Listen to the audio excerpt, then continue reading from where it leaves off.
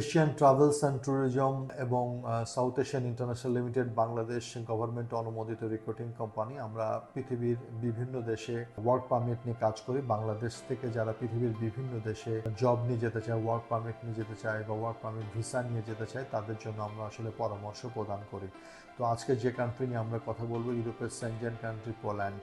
আপনারা জানেন পোল্যান্ড অত্যন্ত উন্নত একটি কান্ট্রি, যেখানে আপনার এগ্রিকালচার, রেসিডেন্সিয়াল, বিভিন্ন ধরনের সেক্টরের কাজের ডিমান্ড আছে, আপনার কনস্ট্রাকশন কাজের ডিমান্ড আছে, এবং আপনার হলো ফ্যাক্টরি কাজের ডিমান্ড আছে।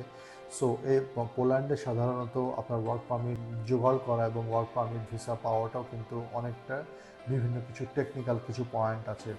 পোল্যান্ড গভর্নমেন্টের ওয়ার্ক পারমিটটি সম্পূর্ণ অটোমেটেড সিস্টেম এবং এটা অটোমেশন প্রক্রিয়ার মাধ্যমে প্রসেস হয়। প্রথম ধাপে যে সমস্ত এমপ্লয়াররা বাংলাদেশ থেকে ওয়ার্কার নিতে চাচ্ছে তাদের ডকুমেন্টসগুলো আমরা প্রোভাইড করি।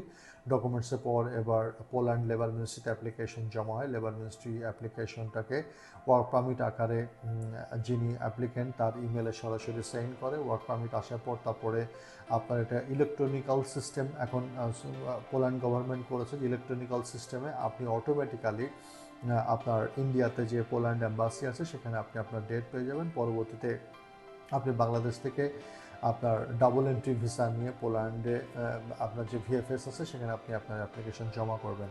সো পোল্যান্ডে এই মুহূর্তে আপনার বিভিন্ন ধরনের ওয়্যার হাউস ওয়ার্কার হিসেবে ডিমান্ড আছে, বিভিন্ন ফ্যাক্টরি ওয়ার্কারের ডিমান্ড আছে, কনস্ট্রাকশন ওয়ার্কারের ডিমান্ড আছে। সো আপনারা জানেন যে গত 4-5 বছর বাংলাদেশ থেকে পোল্যান্ডে প্রচুর পরিমাণ ওয়ার্কার বাংলাদেশ থেকে কিন্তু পোল্যান্ডে কাজ করছে এবং এখনও পর্যন্ত পোল্যান্ড গভর্নমেন্টের প্রচুর ডিমান্ড বাংলাদেশিদের জন্য আছে। পোল্যান্ড গভর্নমেন্ট চায় বাংলাদেশ থেকে ওয়ার্কার যাক এবং এমপ্লয়াররাও আপনার বাংলাদেশি ওয়ার্কারদের ব্যাপারে অনেক সন্তুষ্ট। তো যারা পোল্যান্ডে warehouse worker, factory worker বা কনস্ট্রাকশন ওয়ার্কার হিসেবে যেতে ইচ্ছুক তাদের জন্য বেতন গ্রেড 1100 ইউরো থেকে শুরু করে 1500 ইউরো পর্যন্ত কিন্তু বেতন গ্রেডটা কিন্তু সেনজেনের অন্যান্য কান্ট্রি থেকে বেশ ভালো। সপ্তাহে 48 ঘন্টা আপনার ডিউটি আওয়ার। যদি আপনি এর অতিরিক্ত কাজ করেন তাহলে অবশ্যই ওভারটাইম পাবেন। বয়স 18 থেকে মোটামুটি 50 বছরের মধ্যে যারা আছেন তারা আপনার পোল্যান্ডে আপনারা আবেদন করতে পারবেন। পুরুষ অথবা মহিলা যে কেউ কিন্তু আপনারা পোল্যান্ডে ওয়ার্ক পারমিটের জন্য আবেদন করতে পারেন।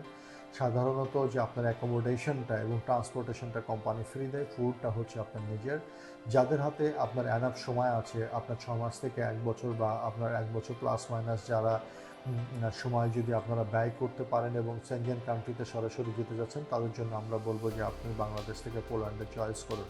তবে পোল্যান্ডের ভিসার ক্ষেত্রে আমি আপনাকে আগেও বললাম, সেটা হচ্ছে যে পোল্যান্ডের ভিসা ইন্ডিয়া থেকে প্রসেসিং হয়।